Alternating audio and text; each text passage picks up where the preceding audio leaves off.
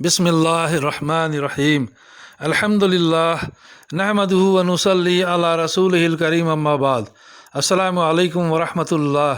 मोहतरम बुज़ुर्गों, दोस्तों, अज़ीज़ साथियों व मुअज़्ज़िज़ ख़वातीन, आइए सहाबा किराम रज़ियल्लाहु अन्हुम की हुज़ूर सल्लल्लाहु अलैहि वसल्लम की फरमाबरदारी और इम्तिसाल हुक्म से मुतालिक वाक़यात में से नंबर 10 का मुताला करें इंशाअल्लाह। दरूद शरीफ पढ़ लीजिए। अल्लाहुम्मा सल्ली अला मुहम्मद व अला आलि मुहम्मद व बारिक वसल्लिम। हज़रत हुज़ैफ़ा रज़ियल्लाहु अन्हु का जासूसी के लिए जाना। हज़रत हुज़ैफ़ा रज़ियल्लाहु अन्हु फरमाते हैं कि ग़ज़वा खंदक में हमारे एक तरफ तो मक्का के कुफ़ार और उनके साथ दूसरे काफिरों के बहुत से गिरोह थे जो हम पर चढ़ाई करके आए थे और हमला के लिए तैयार थे, और दूसरी तरफ ख़ुद मदीना मुनव्वरा में बनु कुरैज़ा के यहूद हमारी दुश्मनी पर तुले हुए थे, जिनसे हर वक्त अंदेशा था कि कहीं मदीना मुनव्वरा को खाली देखकर वो हमारे अहल व अयाल को बिल्कुल ख़त्म न कर दें।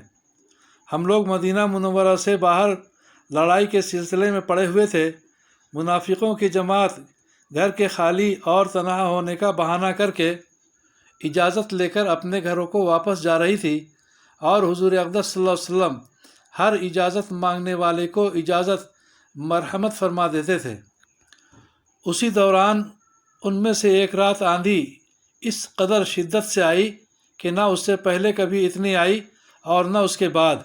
अंधेरा इस कदर ज़्यादा कि आदमी को पास वाला आदमी तो क्या, अपना हाथ भी नज़र नहीं आता था, और हवा इतनी सख्त कि उसका शोर बिजली की तरह गरज रहा था।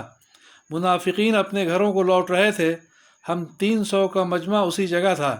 हुज़ूर अक़दस सल्लल्लाहु अलैहि वसल्लम एक एक का हाल दरियाफ़्त फरमा रहे थे और उसी अंधेरी में हर तरफ तहक़ीक़ात फरमा रहे थे। इतने में मेरे पास को हुज़ूर सल्लल्लाहु अलैहि वसल्लम का गुज़र हुआ। मेरे पास ना तो दुश्मन से बचाव के वास्ते कोई हथियार, न सर्दी से बचाव के लिए कोई कपड़ा, सिर्फ़ एक छोटी सी चादर थी जो ओढ़ने में घुटनों तक आती थी, और वो मेरी नहीं बीवी की थी। मैं उसको ओढ़े हुए घुटनों के बल ज़मीन से चिमटा हुआ बैठा था। हुज़ूर सल्लल्लाहु अलैहि वसल्लम ने दरियाफ़्त फरमाया, कौन है? मैंने अर्ज़ किया कि हुज़ैफ़ा रज़ियल्लाहु अन्हु, मगर मुझसे सर्दी के मारे उठा भी न गया और शर्म के मारे ज़मीन से चिमट गया। हुज़ूर सल्लल्लाहु अलैहि वसल्लम ने इरशाद फरमाया कि उठ खड़ा हो और दुश्मनों के जत्थे में जाकर उनकी खबर ला कि क्या हो रहा है। मैं उस वक्त घबराहट, खौफ और सर्दी की वजह से सबसे ज़्यादा खस्ता हाल था, मगर तामील इरशाद में उठकर फ़ौरन चल दिया। जब मैं जाने लगा तो हुज़ूर सल्लल्लाहु अलैहि वसल्लम ने दुआ दी, अल्लाहुम्मा फ़ज़हु मिन बैनि यदैहि व मिन खल्फ़िहि व अन यमीनिहि व अन शिमालिहि व मिन फ़ौक़िहि व मिन तहतिहि। इसका तर्जुमा है, या अल्लाह, आप इसकी हिफाजत फरमाइए सामने से और पीछे से, दाएं से और बाएं से, ऊपर से और नीचे से। हुज़ैफ़ा रज़ियल्लाहु अन्हु कहते हैं कि हुज़ूर सल्लल्लाहु अलैहि वसल्लम का ये इरशाद फरमाना था कि गोया मुझसे खौफ और सर्दी बिल्कुल ही जाती रही, और हर कदम पर यह मालूम होता था कि गोया गर्मी में चल रहा हूँ। हुज़ूर सल्लल्लाहु अलैहि वसल्लम ने चलते वक्त ये भी इरशाद फरमाया था कि कोई हरकत न करके आइयो, चुपचाप देख कर आ जाओ कि क्या हो रहा है। मैं वहाँ पहुँचा तो देखा कि आग जल रही है और लोग सेक रहे हैं। एक शख्स आग पर हाथ सेकता है और कोख पर फेर लेता है, और हर तरफ से वापस चल दो की आवाज़ें आ रही हैं।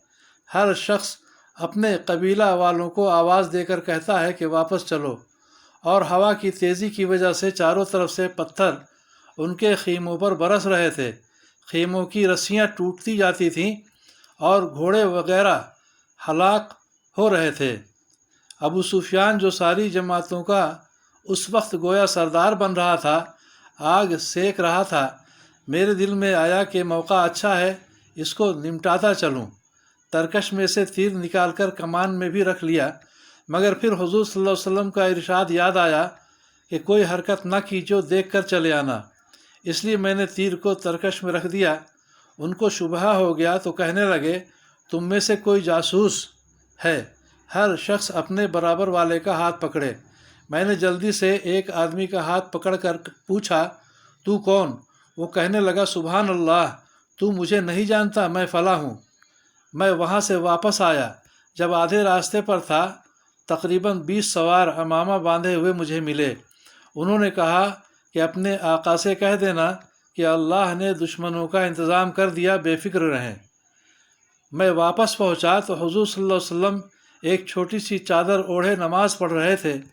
یہ ہمیشہ کی عادت شریفہ تھی کہ جب کوئی گھبراہٹ کی بات پیش آتی تو حضور صلی اللہ علیہ وسلم نماز کی طرف متوجہ ہو جایا کرتے تھے۔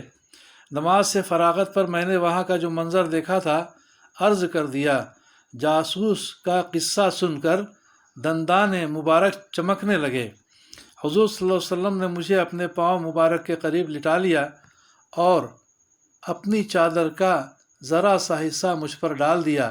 میں نے اپنے سینے کو حضور صلی اللہ علیہ وسلم کے تلووں سے چمٹا لیا۔ فائدہ: انہی حضرات کا یہ حصہ تھا اور انہی کو زیبا تھا کہ اس قدر سختیوں اور دقتوں کی حالت میں بھی تعمیل ارشاد تن من جان و مال سب سے زیادہ عزیز تھا۔ اللہ جل شانہ بلا استحقاق اور بلا اہلیت مجھ ناپاک کو بھی ان کے اتباع کا کوئی حصہ نصیب فرما دیں تو زہ قسمت۔